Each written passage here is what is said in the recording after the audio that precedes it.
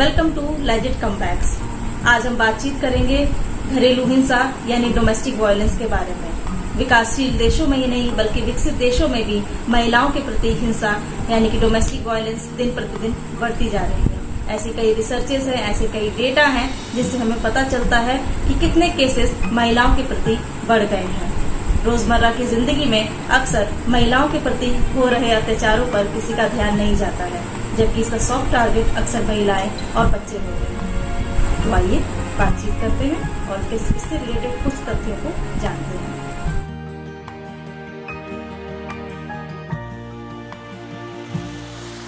Hello ma'am, welcome to our show. Hello, thank you. आज हम जा रहे हैं बात करने घरेलू हिंसा महिलाओं के प्रति जो होती है, जिसे हम लोग डोमेस्टिक वायलेंस के नाम पे भी जानते हैं, क्योंकि दिन ब दिन हमारे केसेस जो हैं महिलाओं के प्रति उत्पीड़न के बढ़ते चले जा रहे हैं। तो ऐसे में मैं जानना चाहूंगी कि आप कुछ रोशनी डालें इस के ऊपर और हमें ये भी बताएं कि क्या डोमेस्टिक वायलेंस एक सेपरेट लॉ है? जी बिल्कुल। देखिए, डोमेस्टिक वायलेंस जो है एक इसका सेपरेट लॉ है जो कि ईयर 2005 में आया था with the name protection of women from domestic violence act, जिसको हम डीवी एक्ट भी कहते हैं। जी। अच्छा, क्या रीजंस रहे इस लॉ को लाने के लिए? क्या ऐसी परिस्थितियां थी जिन्होंने मजबूर कर दिया कि डोमेस्टिक वायलेंस एक्ट को बनाया जाए? जी देखिए, सब लोग जानते हैं कि महिलाओं के खिलाफ अत्याचार बहुत ज्यादा बढ़ते जा रहे हैं। इंडिया में नहीं बल्कि इंटरनेशनली भी हम देखें तो बहुत ज्यादा इनके हिंसा बढ़ती जा रही है। वैसे तो देखा जाए तो सेक्शन 498A में आईपीसी के में एक सेपरेट इनका प्रोविजन बना हुआ है, जिसमें कि महिलाओं के खिलाफ अगर कोई भी क्रुएल्टी हो रही है, उनके हस्बैंड कर रहे हैं या उनके रिलेटिव कर रहे हैं, तो वो उस सेक्शन के तहत जा सकती हैं उनकी कंप्लेंट कराने के लिए। लेकिन ये सिर्फ मैरिड वुमेन के लिए ही लॉ दिया हुआ था। लेकिन उन औरतों का क्या जिनकी शादी नहीं हुई है या जिनकी शादी तो हो चुकी है लेकिन वो किसी कारणवश अपने माता पिता के यहाँ रह रही हैं और उनको वहां पे घरेलू हिंसा का सामना करना पड़ रहा है। तो ये बड़ा एक हॉलिस्टिक अप्रोच रही है protection of women against domestic violence act को बनाने की, जिसमें कि तो कोई इफेक्टिव प्रोटेक्शन दी जा सके हर वर्ग की औरतों को। मैरिड वुमेन भी कर सके उसके अंदर कंप्लेंट अगर उनके साथ हो रही है, या अनमैरिड वुमेन भी कर सके, या जो लेडी या कोई 18 साल से ज्यादा की है लेडी, वो पैट्रिमोनियल होम में रह रही है और उनके साथ घरेलू हिंसा हो रही है। पैट्रिमोनियल होम का मतलब है पिता का घर, या मैट्रिमोनियल होम में उनके साथ वायलेंस हो रहा है, तो वो वहां पे भी जाके कंप्लेंट कर सके। अब हम आपसे ये जानना चाहेंगे कि डोमेस्टिक वायलेंस क्या है? जी, डोमेस्टिक वायलेंस जो है ये सेक्शन 3 में बहुत एग्जॉस्टिव वे में डिफाइन कर रखा है, जिसमें कि बताया गया है कि अगर किसी भी महिला के साथ कोई फिजिकल वायलेंस हो रहा हो, इमोशनल वायलेंस हो रहा हो, सेक्सुअल वायलेंस हो रहा हो या इकोनॉमिकल वायलेंस हो रहा हो, उस महिला को किसी भी प्रकार का हार्म हो रहा हो, इंजरी हो रही हो, उसकी वेलबींग के साथ खिलवाड़ हो रहा हो या उसको डराया धमकाया जा रहा हो, ये मैं पूरा डिटेल में नहीं जानना चाहूंगी क्योंकि हमारा शो बहुत छोटा है। लेकिन सेक्शन 3 में एक एग्जॉस्टिव वे में सारी चीजों को इंक्लूड करके ये बहुत ही अच्छा सेक्शन बनाया गया है, ताकि इसमें बहुत सी मेजर चीजें और माइनर चीजें सारी आ सके।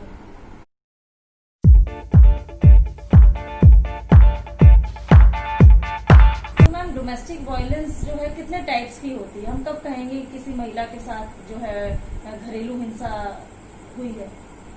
जी देखिए, डोमेस्टिक वायलेंस का जो डेटा है, सबसे पहले रिकॉग्नाइज हुआ जेंडर बेस्ड जो वायलेंस था वो ईयर 1993 में, जब ह्यूमन राइट्स कॉन्फ्रेंस करी गई वियना में।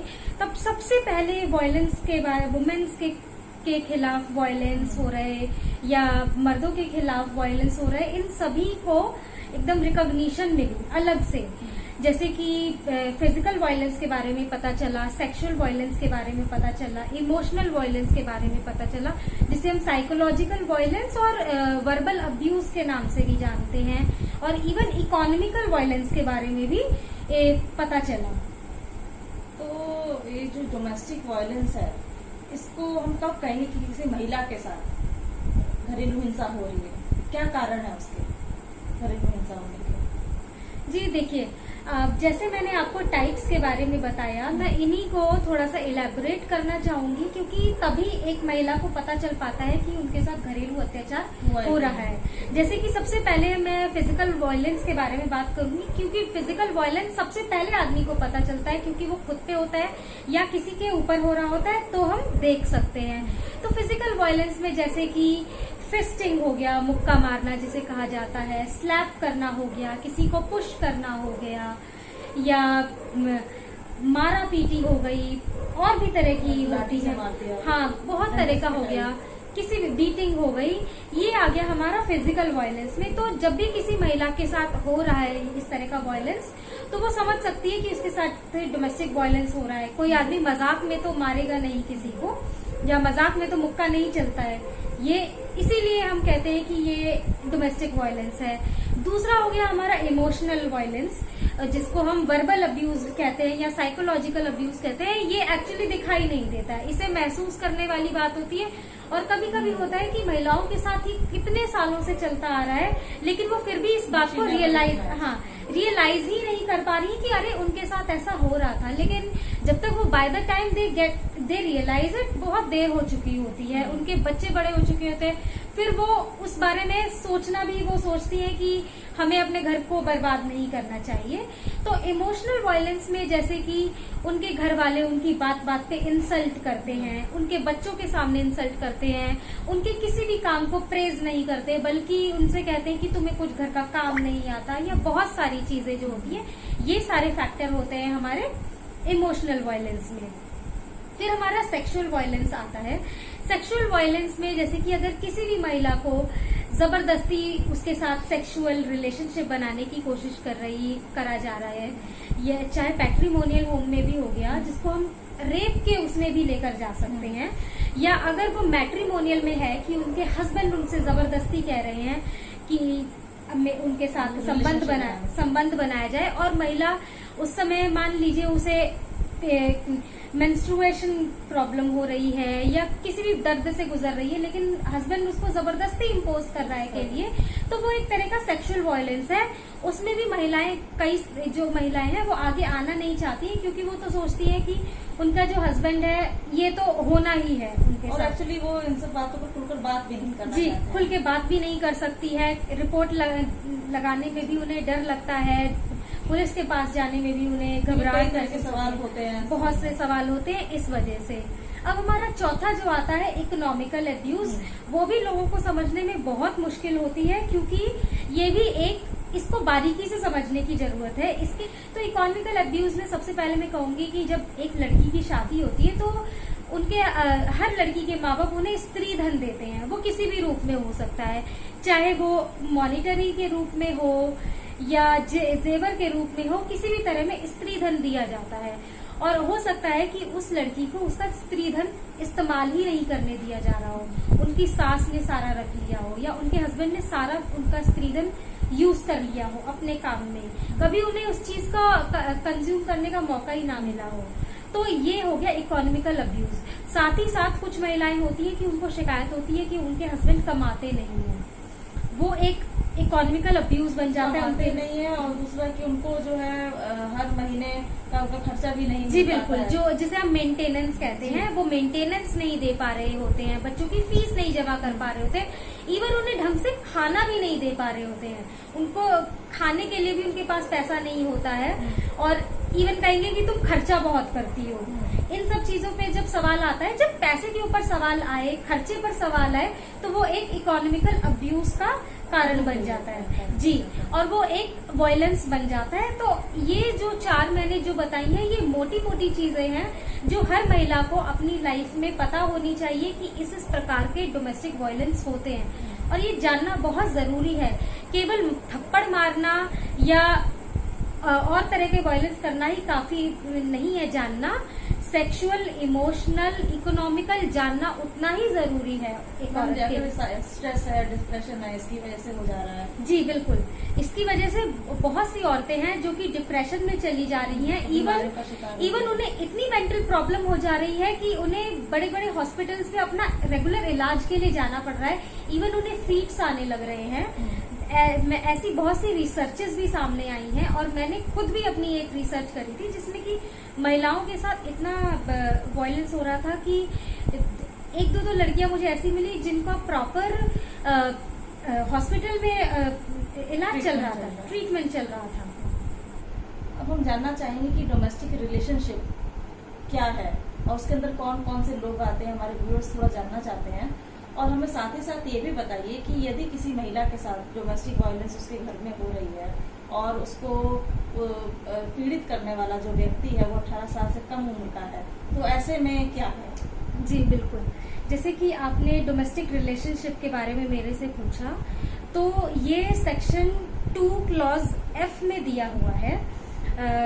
डोमेस्टिक रिलेशनशिप के बारे में बताया हुआ है कि जब दो लोग किसी भी समय, मतलब चाहे प्रेजेंटली या इन पास्ट कभी भी एक शेयर्ड हाउस होल्ड में रहे हो, एक साथ एक घर में रहे हो, वो कोई भी हो सकता है, मेल फीमेल कोई भी हो सकता है, तो वो लोग एक डोमेस्टिक रिलेशनशिप में आते हैं। और डोमेस्टिक रिलेशनशिप कैसी हो सकती है? जैसे बाय कंसेंटिनिटी हो सकती है,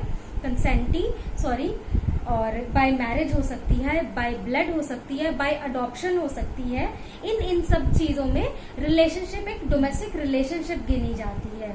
और जैसे कि आप मेरे से पूछ रही हैं कि एक 18 साल से कम का व्यक्ति एक पार्पिट्रेटर हो सकता है कि नहीं हो सकता है, तो मैं आपकी जानकारी के लिए बताना चाहूंगी कि साल 2016 में एक सुप्रीम कोर्ट ने जजमेंट दिया था हीरा लाल पी हारसोरा वर्सेस कुसुमलता हारसोरा का, जिसमें कि सुप्रीम कोर्ट ने स्पेसिफिकली ये डिसाइड कर दिया था कि सेक्शन 2Q जो कि डीवी एक्ट में दिया हुआ है, उसमें एडल्ट मेल वर्ड दिया हुआ है, उस वर्ड को उन्होंने डिलीट कर दिया था। स्पेसिफिकली एडल्ट को डिलीट इसलिए किया था क्योंकि सुप्रीम कोर्ट का यही मानना था कि एक 16 साल का, 17 साल का, यानी कि 18 साल से कम का व्यक्ति भी डोमेस्टिक वायलेंस किसी भी महिला के ऊपर कर सकता है। तो इसी वजह से आज हमारे सामने एक ऐसा लॉ है जिसमें कि हम कह सकते हैं कि एक माइनर व्यक्ति भी पार्पिट्रेटर हो सकता है, रिस्पोंडेंट हो सकता है। तो अगर वो है, अगर उसने जुल्म किया है या मारा पीटा है, तो क्या उसमें उसके लिए सजा का प्रावधान है? जी, सजा का पूरा प्रावधान रहेगा और उन्हें जुवेनाइल कोर्ट में जाना पड़ेगा। देखिए, सजा जो है हमारे इंडियन लॉ में एक एडल्ट के लिए अलग सजा है और एक जुवेनाइल के लिए अलग है। और लेकिन ये सबसे बड़ी बात है कि उसको एक माइनर को डीवी एक्ट में रखा गया है, उसको कैटेगराइज एक अलग तरह से नहीं किया गया। ये बहुत बड़ी अचीवमेंट है हमारे डोमेस्टिक वायलेंस लॉ में, क्योंकि अगर ये हट जाता तो बहुत सी औरतें हैं जो उनके ऊपर अत्याचार अगर कोई 18 साल से कम उम्र का व्यक्ति कर रहा है तो वो शायद आसानी से छूट जाता, महज इस बात पे कि वो तो एक माइनर है। लेकिन अब नहीं है, ये इस बात की मुझे बहुत ही सेटिस्फेक्शन है। हाँ मैम, ये तो आपने बात बिल्कुल सही कही जी, क्योंकि कई महिलाएं ऐसी हैं जो अपने घर में बड़ी होने के बावजूद भी अपने छोटे भाइयों के द्वारा जी बहुत ज्यादा प्रताड़ित की जाती हैं, बहुत ज्यादा उनको फेस करना पड़ता है, उनको वो सम्मान नहीं मिलता जिसकी वो हकदार है। जी बिल्कुल। तो उस दिशा में अगर देखा जाए तो बहुत ही अच्छा कदम है जो महिलाओं के लिए उठाया गया है। आगे मैम मैं ये जानना चाहूंगी कि आपने बोला कि बहुत सी रिसर्चेस जो है डोमेस्टिक वायलेंस की तरफ हो रही है, देश में ही नहीं बल्कि विदेशों में भी डोमेस्टिक वायलेंस बहुत चरम सीमा पर है, केसेस बढ़ते चले जा रहे हैं। तो आपकी खुद की भी एक रिसर्च रही है डोमेस्टिक वायलेंस के ऊपर ही, तो ऐसे कौन कौन से पहलू थे जो आपके सामने आए और ऐसे क्या रीजंस थे जिसको आपको देख के लगा कि हाँ वाकई में महिलाओं के साथ डोमेस्टिक वायलेंस हो रहा था? जी बिल्कुल। देखिए, ये जब मैंने अपनी रिसर्च करी थी, मैंने बहुत इंटरनेट पे खोजबीन करी, मैंने लाइब्रेरीज में जाके रिसर्च करी और मैंने पर्सनली वुमेन्स के साथ इंटरेक्शन किया, तो उसमें मैंने बहुत से कारणों को देखा। वैसे कहने को तो हमारी दुनिया में अनगिनत कारण हैं, लेकिन जो कारण थे जो मेरे सामने मेजरली आए वो थे, सबसे पहला सबसे और महत्वपूर्ण कारण था डाउरी। ये कारण जो है मेरे ख्याल से हमारे समाज में एकदम उसने जड़ पकड़ ली है अपनी, और शायद इसको निकालना एकदम हम लोगों के लिए लगता है जैसे कि नामुमकिन सा हो गया है। तो ये सबसे बड़ा कारण मुझे लगा डोमेस्टिक वायलेंस का। फिर दूसरा जो था हमारा कारण लगा मुझे कि ये अल्कोहल जो है, ड्रिंकिंग वगैरह की आदत जो उनके हस्बैंड को पड़ी हुई है, जिसकी वजह से डोमेस्टिक वायलेंस होता था। झगड़े बढ़ रहे हैं। जी, झगड़े बढ़ रहे हैं। वाइफ मना करती है कि मत पियो, या बच्चों के सामने मत पियो, वो पीते हैं, और पीने के साथ साथ उनको अब्यूज भी करते हैं, वर्बली अब्यूज करते हैं, लोगों के सामने करते हैं।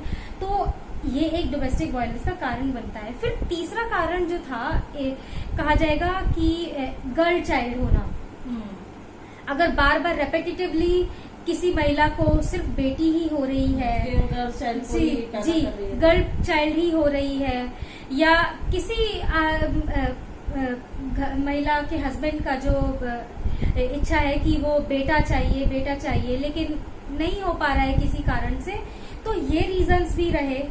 फिर मैंने देखा कि कुछ रीजंस थे कि महिलाएं कहती थी कि उनके हस्बैंड और उनके इन लॉज को ये शिकायत है कि लड़की अपने परिवारजनों से, अपने रिलेटिव्स से या अपने फ्रेंड्स से इतना अभी भी क्यों कम्युनिकेशन बनाई हुई है, उनसे क्यों कांटेक्ट करती है, क्यों इतना करती है बातचीत, या मोहल्ले में क्यों किसी नेबर के से मिलती जुलती है। तो ये एक कारण रहा उनका। और कारण ये रहा कि उनके हस्बैंड या उनके इन-लॉज जो थे उन महिलाओं पे दबाव डाल रहे थे कि अपने फादर की प्रॉपर्टी पे हिस्सा चाहिए उन्हें। कुछ कारण ये भी था कि वो इनसफिशिएंट, वो चाहते थे कि उन्हें और पैसा मिल जाए। डाउरी तो एक अलग रीजन था ही, लेकिन वो बार बार चाहते थे कि हमें काम करने के लिए या बिजनेस आगे बढ़ाने के लिए पैसा करी जा रही जी, प्रॉपर्टी की मांग, पैसे की मांग करी जा रही थी। तो ये कुछ रीजंस रहे जो कि डोमेस्टिक वायलेंस के मुझे मेरे सामने जो आए।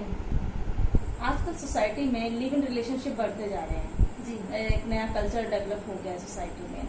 तो यदि कोई कपल लिव इन रिलेशनशिप में रह रहा है और ऐसे में उस महिला पर अत्याचार हो रहा है, तो कहाँ तक डोमेस्टिक वायलेंस एक्ट जो है उस महिला की मदद कर सकता है? जी देखिए, जैसे मैंने पहले भी बताया कि डोमेस्टिक वायलेंस एक्ट जो है एक ब्रॉड पर्सपेक्टिव के साथ बनाया गया है, जिसमें कि मैरिड ही नहीं बल्कि अनमैरिड वुमेन को भी इंक्लूड किया गया है।